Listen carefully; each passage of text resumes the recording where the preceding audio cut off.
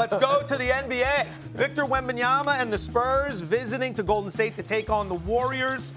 No Steph Curry. This one should be easy business, but it wasn't. We're going to pick it up in the third. Spurs trailing by 13.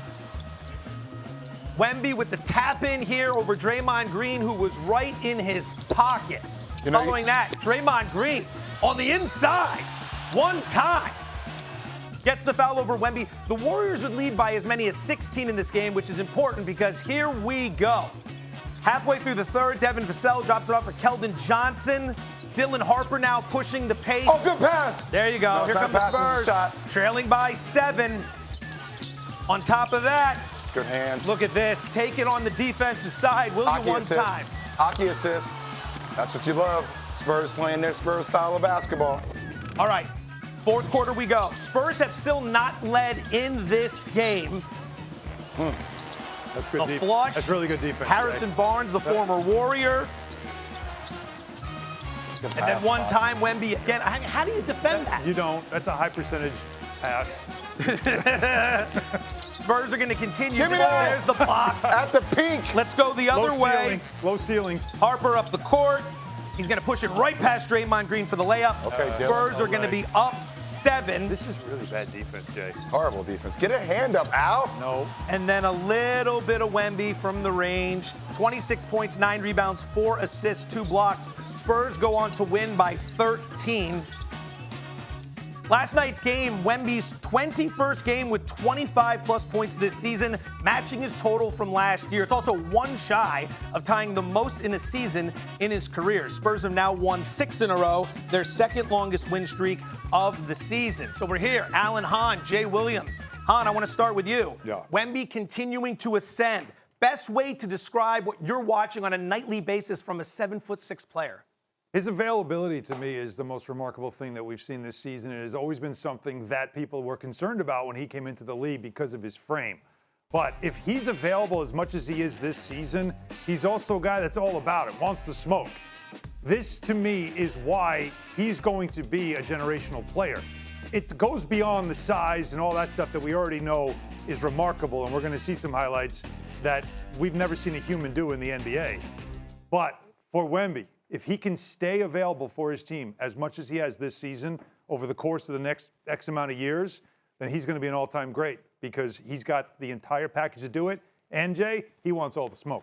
You know, if anybody can speak about what it's like about a guy who's 7'6", it's the guy that got drafted second behind a guy who was 7'6", the Yao Ming, okay? This, let me tell you, like, he is a systems error. I really feel this way.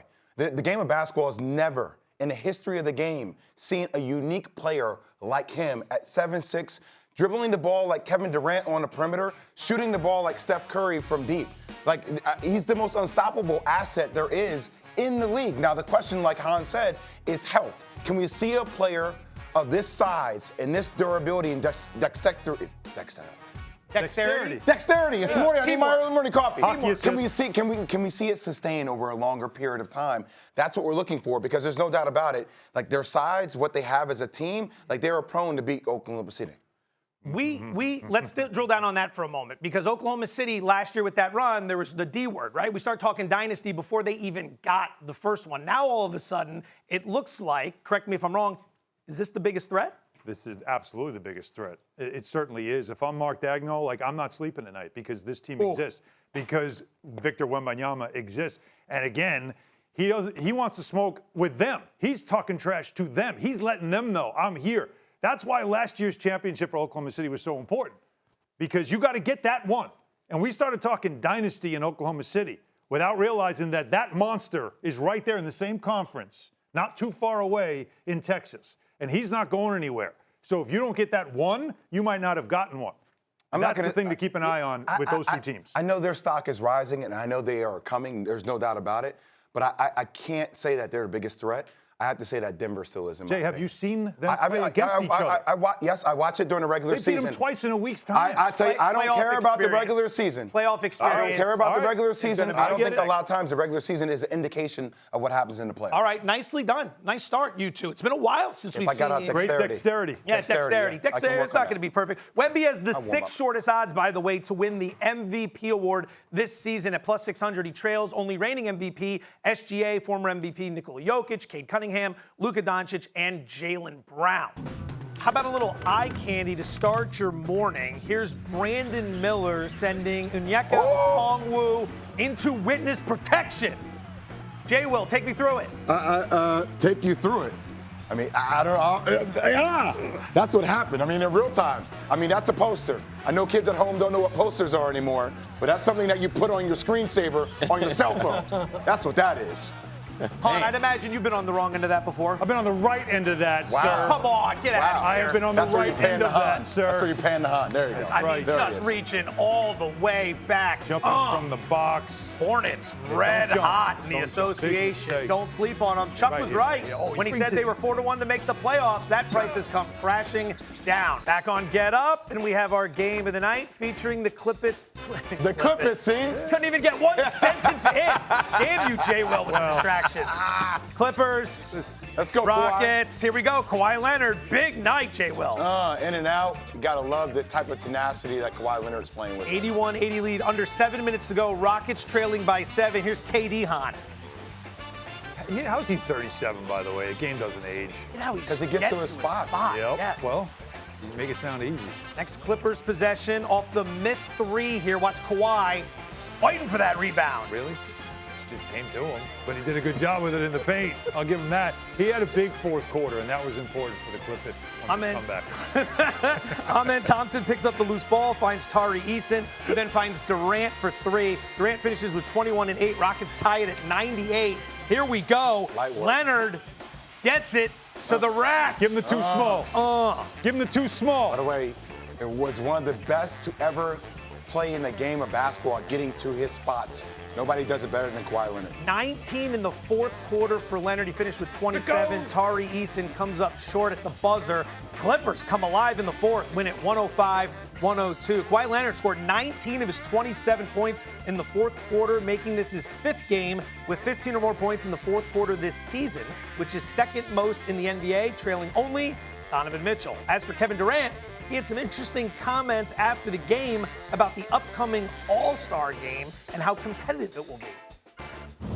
You should ask the Europeans if the world team if they're gonna compete. I mean, because we look at Luka Doncic and Nikola Jokic now. Let's go back and look at what they do in the All-Star game.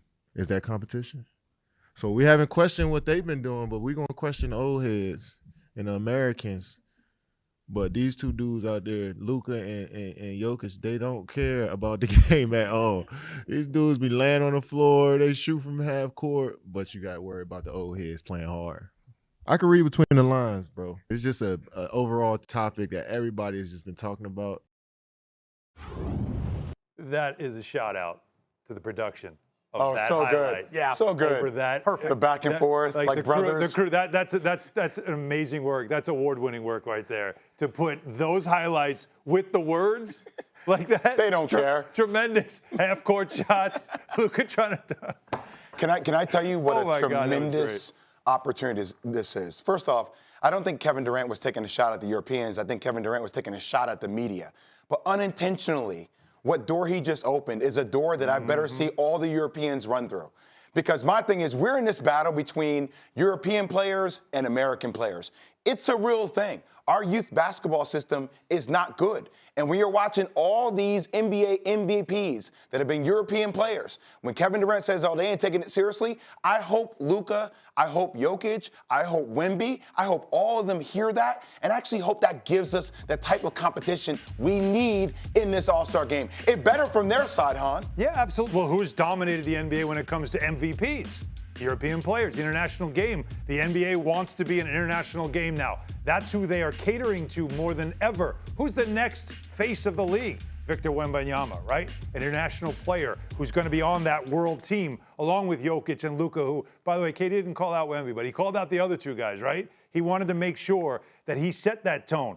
And KD's on the team of old heads. The Stripes team for the All-Star game, I know there's 3 teams, just try to keep up. But you got LeBron, you've got Jaylen Brown. Steph Curry's not playing, he's injured, but if he was in that game, now you've got some legendary names playing on that team. That game had better be a brawl. That game had better be about something because KD kind of laid the gauntlet. He let them know that you're the world team. You're supposed to win the All-Star game. You guys had better win this thing because you're supposed to be the best players now in our sport because look at how everybody's talking about how we're the bad guys. We're ruining the game. You guys are saving the game. You better win it. I've been waiting forever to do this.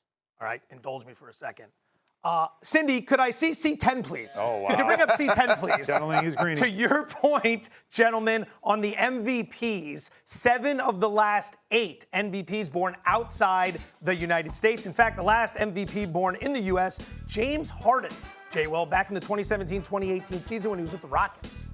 Well, thank you, Matt, for putting that up. Not Cindy, but that's fine. I wasn't sure. I okay. like when Greeny said Cindy. It's okay, and Matt. I didn't know. It's okay, Matt. You're doing a hell of a job, Matt. I just want you to know. You're doing a hell of a job, Matt. Sorry. You know, you and I have this Petty LaBelle relationship. Go ISO ball, please. But by the way, speaking of Petty LaBelle, this is what I want. This is a real thing, and it needs to be a real thing, regardless if Kevin Durant unintentionally did it or not. Like, we need to find a way.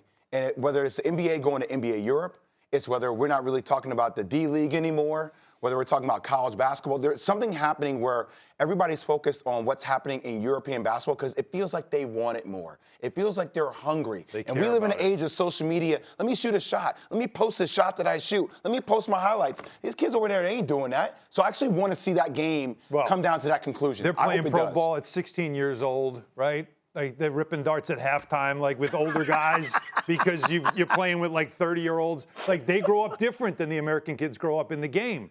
They don't have like their personal shooting coach that spends all day with them, and they don't get a lot of 5-on-5. So they're learning different, and it has changed the game. The Euro step, right? It's not the American step because we thought that was a travel, but then it was allowed, and now everybody does it. So it has changed the game. But there is something though to be said. What KD's saying is about, okay, you guys taking over the game. You're taking over the league. So now everybody should be more focused on how you play and the things you guys do versus us getting the blame all the time.